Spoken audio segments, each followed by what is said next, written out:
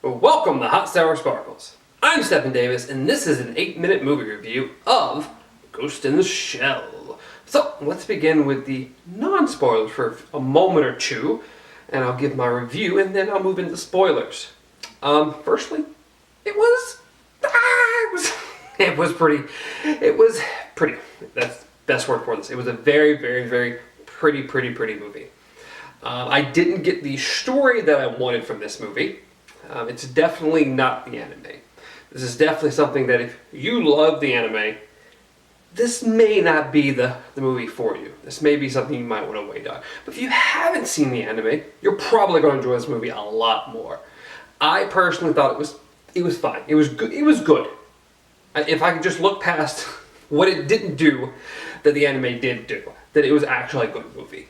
The two people that I went with, my wife and Mike, both really enjoyed it. A lot more so than I did. But they have not seen the anime like I have. So, I think Scarlett Johansson was really good as the Major, which I know there's a lot of issues around that, but I thought she did a great job. I think all the actors really did a good job playing their respective characters.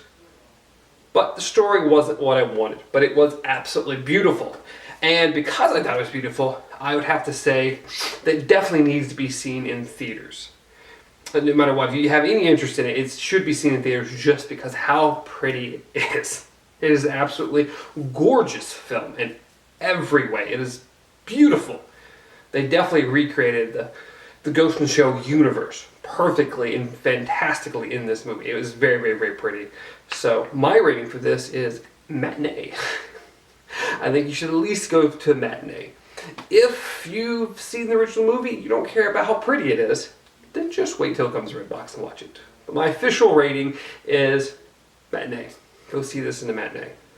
But let's move into spoilers and the 8 things, my 8 favorite and least favorite things about the movie. So, spoilers. Of course, number 1, it's super pretty. That's all I can really say no matter what. It is pretty. It's very, very, very, very pretty. That is the number 1 best thing about this movie. It is gorgeous. Number 2, still dealing with graphics. It looks just like Ghost in the Shell, just like I said in the non-spoiler section.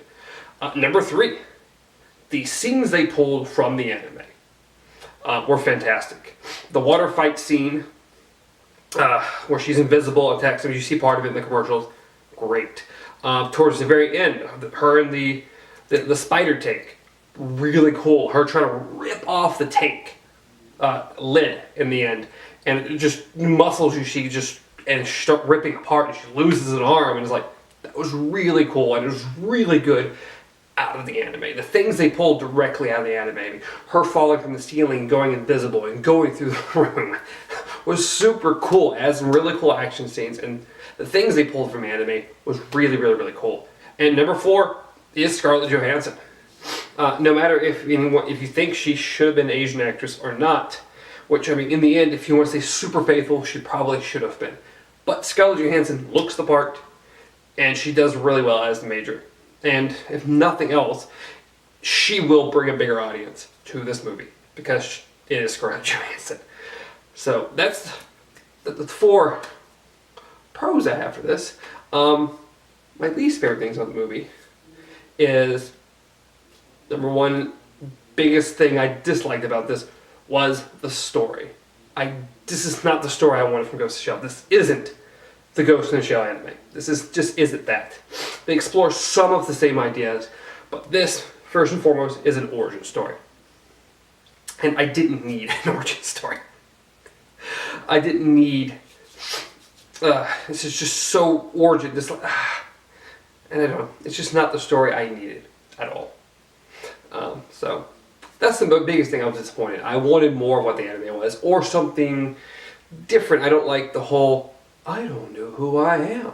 I need to find out who I am. Oh, they're hiding things from me. I must figure out my past.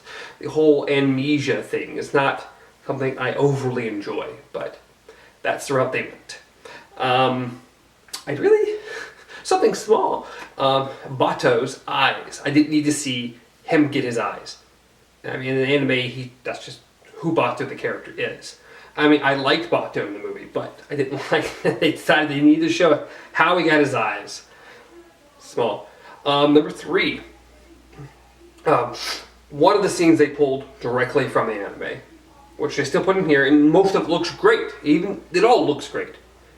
Is the underwater scene off the boat where she's underwater, and then she has this flotation device that helps bring her up because she's really heavy, and they can't really go underwater because they sink like a rock, like they say in the anime.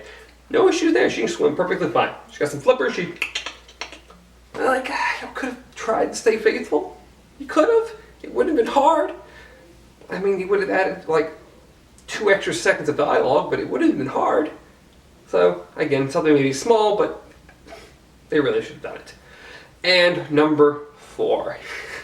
One of my other big complaints. Part of the story is that she decides she finds her mother. Which, of course, the original anime didn't touch pretty positive on this at all, but she finds her mother. And she just walks up to the stranger's house, and it's like, oh, you saw my cat. Come in, come in. I don't know who you are. You're a perfect stranger. I know nothing about you. Please come into my home. I'm gonna make you tea. Why? And she said, why are you treating me so nicely, or something along those lines? Like, because this is the way you looked at me. This is the whole Dark Knight Rises thing that I hated so much. Was, well, I knew you were Batman because of that look in your eye. No, you didn't. You didn't know that. No! Then everyone would know. So, my biggest issues with the movie is the story. The best things about the movie is how it looked. It is beautiful. Maybe if we get a sequel, they'll explore other things, and maybe we'll actually get the Puppet Master and the deeper story, because this was definitely dumbed down. Only other couple small little things that I thought was kind of awkward through the movie was she had a kind of a strange walk. It was just, I don't know, I noticed it multiple times.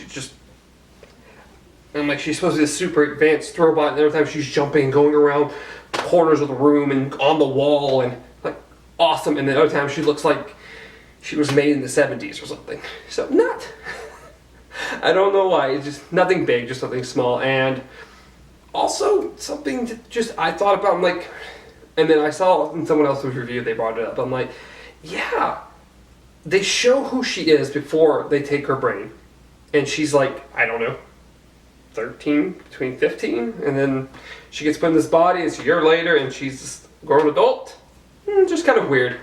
Not something we really needed. But, with that being said, the movie, again, if you're a huge Ghost in the Shell fan, you might be disappointed with this movie. If you've never seen the Ghost in the Shell, it's probably a pretty cool movie. And just for the visuals alone, you should go watch it in theaters. So, definitely still a matinee. And, but, with that being said, if you enjoyed this, please put a thumbs up, throw a like on there. Leave a comment down below and subscribe. But, till next time, be well.